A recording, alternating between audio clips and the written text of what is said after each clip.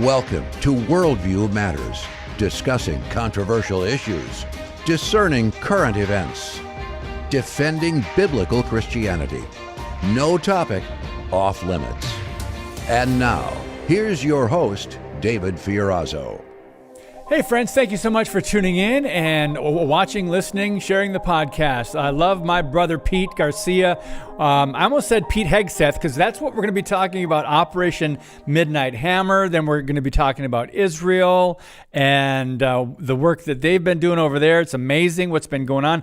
Just what's happening in the Middle East is amazing prophetically. But I want to give Pete's website. It is rev310.net. That's rev310.net, rev310. Pete Garcia, thanks for coming back on the show with us. Thanks for having me again, David. It's good to be here. Good to see you. And I know you're traveling. I see your hotel there. You're keeping busy. So very fascinating topic. And as I mentioned to you, I think in an email or a text message at least, to some people, this might seem like, okay, this isn't a program. We don't break news here. On Worldview Matters, we talk about issues and talk about perspectives and everything else, geopolitics. I'm not right on the cutting edge of every news. We weren't meant to keep up with everything. But what we want to do is go back, I guess, several weeks now and talk about Operation Midnight Hammer. I'm curious to see how that's going to show in history, what history is going to reflect if we're here several years down the road and Jesus doesn't return first, right? So, Pete, you're a former aviator. Your overall conclusion, your thoughts, it was a successful mission. To me, it was amazing. To the average American, we're going, everything. They carried it out without anyone, the element of a surprise, from Missouri to Iran, bombing the precision with those massive bombs. So everything looked like amazing, but yet the liberal media did what they do, right? So your overall take on it before we dive into some of the articles and details. Overwhelming success, and hats off to the guys in the Air Force, both in the Guard and the active duty, as well as any naval or Marine and other assets from maybe the UK or whoever else that participated. Look, it was a fully integrated joint force strike package. 125 aircraft. You had ships, aircraft carriers, submarines, launching Tomahawks. You had B-2s dropping GBUs, these massive ordnance penetrators, 30,000-pound bombs. And they achieved what they set out to do. And this is right on the heels of Israel's very successful Operation Rising Lion, which decimated Iran's military leadership as well as their senior nuclear scientists. Somewhere in the neighborhood of 6 to 8 senior generals have now since departed, and then about 20 senior military commanders in the IRGC and various other agencies within their military defense, as well as the decimation of these nuclear scientists, these guys that have the technical know-how to actually build these weapons of mass destruction they're trying to achieve. Yeah, this is really fascinating to me. First of all, they even thought about sending out decoys. It seems like they didn't miss anything. But over at breakingdefense.com, there's an article on Operation Midnight Hammer, how the U.S. conducted the strikes on Iran. And it says the operation included more than 125 U.S. aircraft, dozens of aerial refueling tankers. And I want to ask you about that, Pete, because we didn't see a lot of that on the news. A guided missile submarine, as you mentioned, and approximately 75 precision guided weapons. Just an amazing, and the fact that, I think I saw another article where President Trump, he was aware of the operation, but didn't know it was happening at that time, or he didn't know, because even the military was planning the whole thing out, right? And just it's just amazing from start to finish. So can you go back and talk about starting in Missouri, sending out the decoys, and then I would love for you at some point to describe the refueling process of these massive B-2 bombers. Well, yeah, this strike in Iran is a long time coming. I mean, the Iranians have been hostile to the United States since '79, since the revolution, the Marine barracks bombing in Beirut.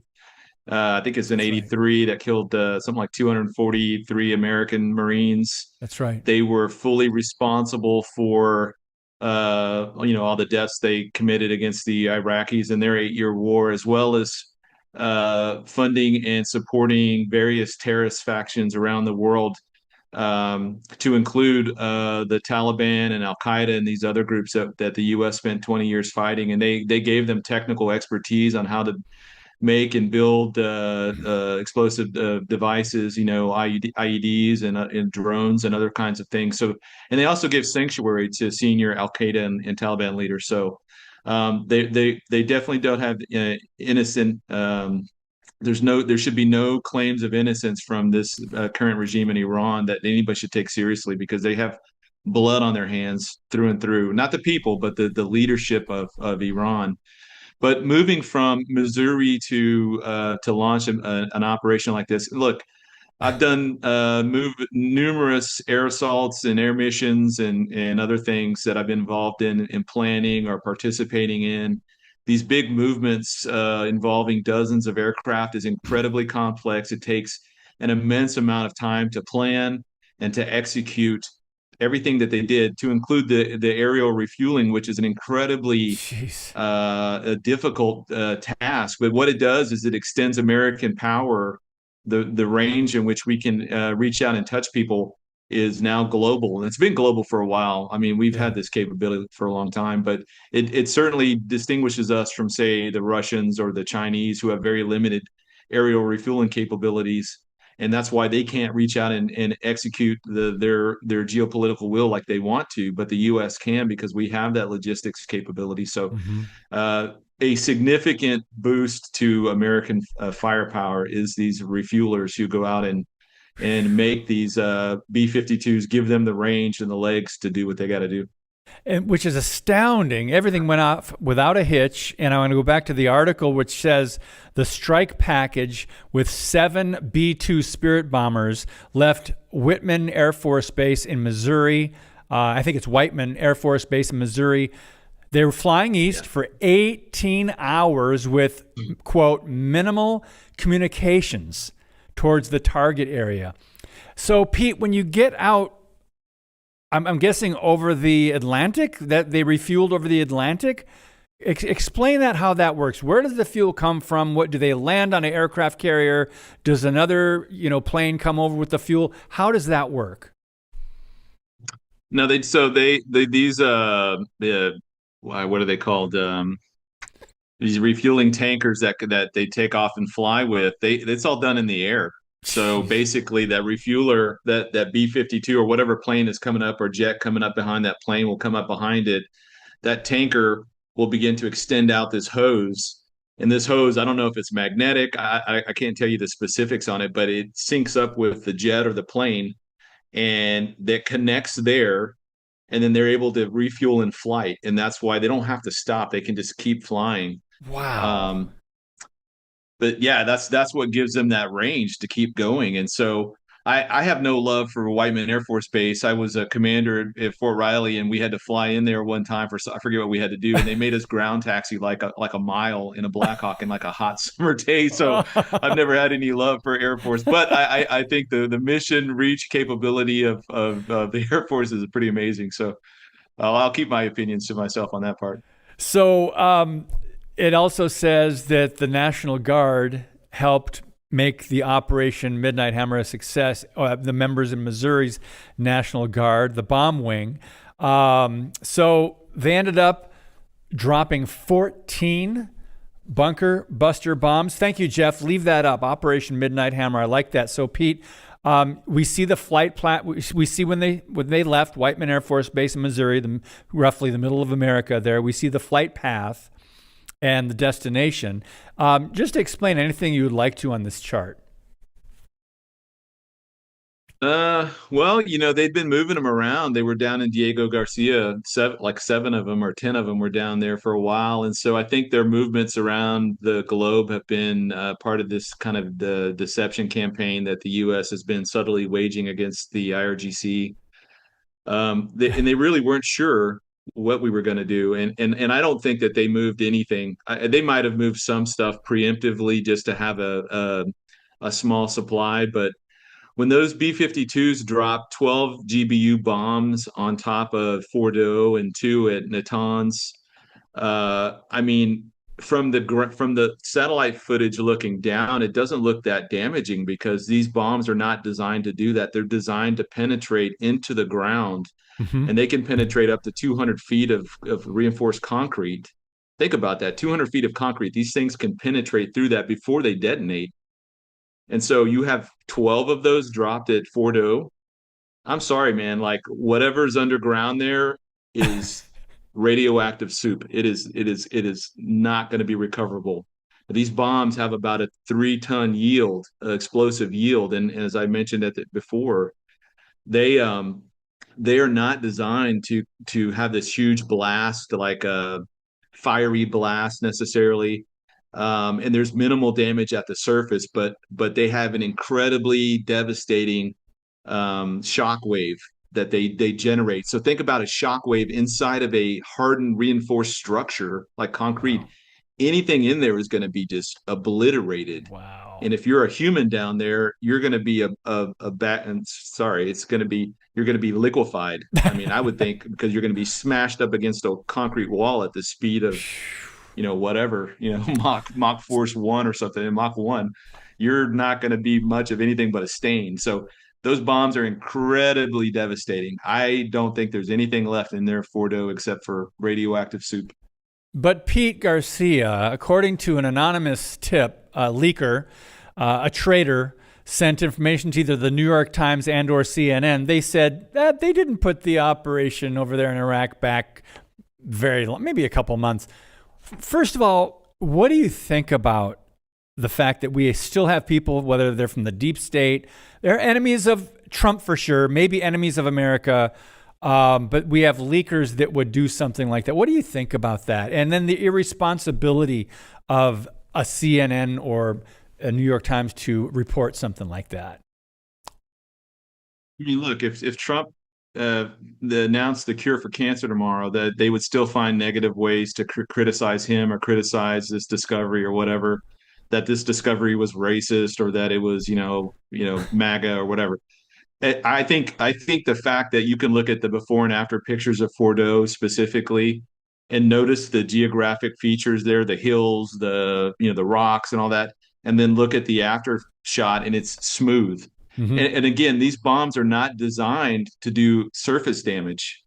So the fact that that surface is radically changed and flattened tells me that whatever was under there, concrete or otherwise, is a hot mess. If you think back to Hezbollah when they took out Nasrallah, I don't know the size of that bomb or the two bombs they dropped on his headquarters, but afterwards, man, you could look down into that. It was a huge cavern that Mm-hmm. these bombs generated. The bombs they dropped in Fordo and Iran that the U.S. dropped, more powerful than those.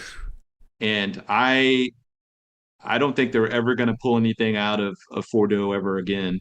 Now, Isfahan was what they claim as the civilian side for their nuclear capabilities. That was hit by dozens of Tomahawk missiles. So Mm-hmm. that was launched from that submarine. So that was taking out other strategic targets that were more on the surface level, buildings and whatnot that they use for their capabilities there.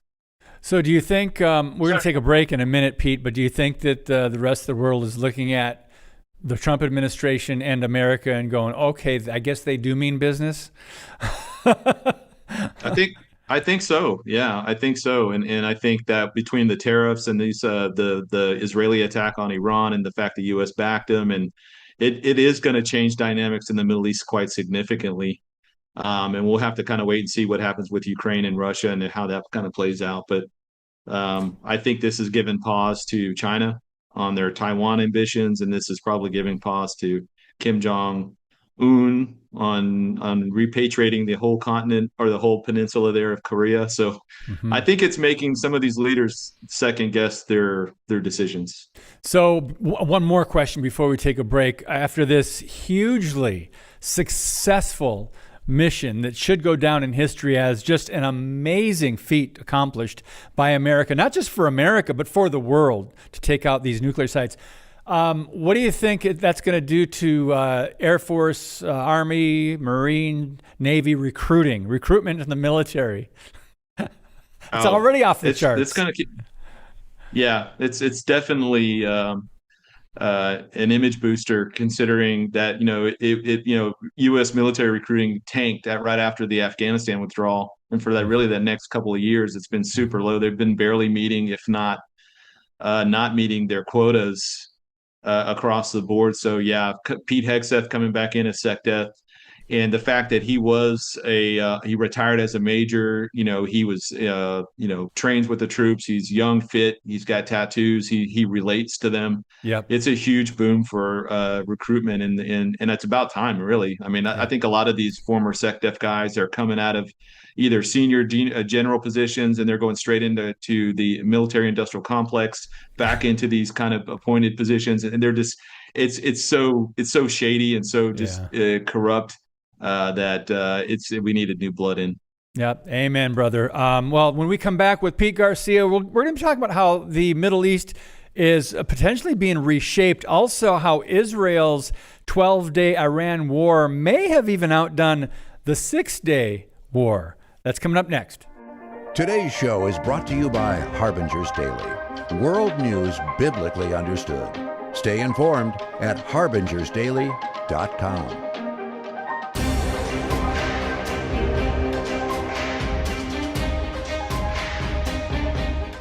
So over at the Jerusalem Post, many great articles there, Pete, and the one I pulled up said that perhaps, they're talking about the 6-day war, and that even before these 12 days that they're referring to, Israel had carried out takedowns of Hamas and Hezbollah, helped cause the fall of the Assad regime in Syria. But in some ways, what it did during these 12 days that they're referring to was more important for all the Iranian proxies to see their leader pummeled into submission, and what they're doing, what they have done. That's what I think partially maybe influenced President Trump to join the fray and to start this, putting together with the help of Pete Hegseth and others, the Operation Midnight Hammer. So your thoughts on how this article is talking about comparing this 12-day Iran war with the 6-day war historically. And it's really a fascinating comparison. And anything else you'd like to share about that, Pete? Yeah, this feels like it's kind of the completion of the 6-day war in a way, but both have very similar things that they compare, and also different things that they contrast on. So, in keeping with Israeli national security doctrine, they looked at both instances, both in 1967 and here recently, as existential threats to the nation of Israel. So both wars were both preemptive strikes that relied on speed and surprise, and I think both of those did that. I think the differences are probably more than the similarities, but the differences being that in '67 Israel fought nation states. They fought Jordan, Syria, and Egypt, and this time they just fought one nation state and then 4 proxies: Hezbollah, Hamas, and the Houthis, and I'm forgetting somebody, I'm sure. If there's some other groups there operating in Judea and Samaria. But anyways, so there's those differences. Also, the other major differences, I think this strike here was incredibly complex. It took years and years of infiltration by Mossad. It took years of planning. I mean, they've been wanting to do this, in my recent memory, just, really since about the 2012, 2013 timeframe was when they seriously started championing this to the United Nations and everyone else. So I think that it was an incredibly complex mission that they did, more successful than what we did. They were basically able to successfully decapitate the IRGC leadership and really send Khomeini, hiding. He's in some hidey hole somewhere, like Saddam Hussein was back in during the Iraq War. So I don't even know that Khomeini makes it out of this alive. I don't think he does. I think he's 86 years old. He's not in great health. He's in really poor health. His whole worldview has come crumbling down. All of the people that he keeps appointing to take over keep getting taken out. So I don't know. I think I'm kind of mixed on this. I kind of think this is the end of this particular version of Iran's history. So then let's, maybe speculate a little bit more. What will the country of Iran look like then? And how is that going to change? Who's going to take power? And could there be even more radical people taking power? Well, the Bible does give us a great outline of the things to come. And in one of those battles is the Battle of Gog and Magog. And this is this multi-nation front that attempts to surround and overwhelm Israel. And it says they come from Magog and all the nations that are listed there. But the nations that we don't have any question over is Persia. Persia is listed there, and there's no dispute over who that's talking about. Now, granted, Persia was probably considerably larger back at the height of their dynasty, so that may incorporate parts of Iraq and other places. But by and large, these nations it seems to be Russia, Turkey, and Iran partner together for the first time in human history and try to overwhelm Israel. But what's also interesting is the other nations and the other people groups that are invited or that join this endeavor. And so I look at what's going on right now with the conflicts in Russia and Ukraine, and we look at the conflicts with Israel and Iran and all of the proxy terrorist groups that Israel's been taking out strategically. And I think, okay, well, that's who's being in play right now, and they're greatly being decimated. But there's vast numbers of men of military fighting age that still live in the former Soviet satellite states of Kazakhstan, Kyrgyzstan, Tajikistan, Afghanistan, Pakistan, also from Africa. We know they come from Libya and from Sudan area, Kush and Put. So we see a vast number of Muslim military age fighting males coming up from that area. And I also think that it's going to drain Europe of their militant military age fighting males. And it'll be like a reverse crusades. They'll all, something happens to the world. The U.S. is no longer able to protect Israel. Israel is in disarray. Western civilizations in disarray. And the enemies of Israel finally think this is the perfect time to launch a surprise attack. And whether the satellites are down or whether Israel is just not expecting it because they're living in peace and security, these groups begin to mass and try to take out Israel, and God supernaturally devastates these armies. And so I think that for Israel, this is incredibly uplifting in the sense that prophecy is being fulfilled, but it's also terrible for them because they don't have the New Testament. So for them, the Battle of Gog and Magog is the last major war. And they may incorporate parts of Zechariah 12 and 14 into the Gog-Magog battle, but they don't have the book of Revelation. I'm talking about Israel and the Orthodox Jews and then those that don't subscribe to Christianity. They don't have the book of Revelation. So for them, at the end of Gog and Magog, it may be the time where they finally think that the kingdom has arrived, and some guy sets up on the stage and says, "Hey, let's just finally make this peace deal once and for all between Israel and the world." And so it's good in the sense that it's going to shore up their belief in God, in the sense that God is still fulfilling prophecy. The downside is they don't have the New Testament, so they think that's it. They think they're done, and that's where the deception comes in. Wow. Thank you for bringing the perspective of Bible prophecy into this, Pete. Appreciate that very much. I want to give your website one more time, rev310.net. But I also want to bring it back to America for the last 3 minutes here. Two brief articles I want to mention. One of them is over at townhall.com. Guy Benson wrote, "It's official. Democrats are now the anti-Israel party. And it's not even close. They're now pro-Palestinian." But over at the New York Post, this is from earlier this year, a survey came out, a Gallup survey, found that 60 60% of Democrats are anti-Israel. This is the first time ever for a major U.S. political party. Just to compare, and I want to get your thoughts, 33% of Democrats have a favorable view of Israel. By comparison, 83% of Republicans have a favorable view of Israel. So, Pete, this is interesting politically for America. What are your thoughts on that? Well, it just shows the distance we've fallen as far as our Judeo-Christian roots and Yes. the understanding of the special role that the nation of Israel has with the God of our Bible. Mm. And it's not that he loves them more than he loves anyone else, but he has a covenant with them, and God is not a liar. He can't lie. He's not a man that he could lie. So he is going to keep that covenant. And so in the Bible, there's two types of covenants that we see. There's the unconditional covenants, for example, with Abraham and David, where there was no stipulations put on it. This is something that God intends to do, and he's going to do it. And the other one is a conditional covenants, and that's things like the Mosaic Law, the 613 laws that fall inside of the Torah, that this is the if you obey me, then you will be blessed. If you don't obey me, then you'll have all kinds of problems. And so it's one of the things that has been a special relationship with Israel and the God that we worship, the God that created the entire universe.